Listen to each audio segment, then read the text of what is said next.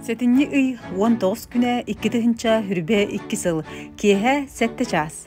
Теледәгы Алексей Спиридонович Бродников атынан артык народ айымтын жете үгәскә кобулуй бут кәтәһиләх тәрәһиммитегәр күнді ылжыт болуң ден бука бары нехлекпет жонун ыңырабыт. Будулганнах туманнах ухун кыһыны этеңге турур туһугар сахагала сайын устата ототтур айылга буяңыттан сомсон сирастыр огоро түйнерер. Күһүн устата уннуктах ухун кыһыммытыгар белемненен кыстыкка көһөр идеһене өлөрөр сылы торур кахас ахы үйөлү булунар. Жие уот көрүнер урумалаахыннары дыйтар бултур алтыр.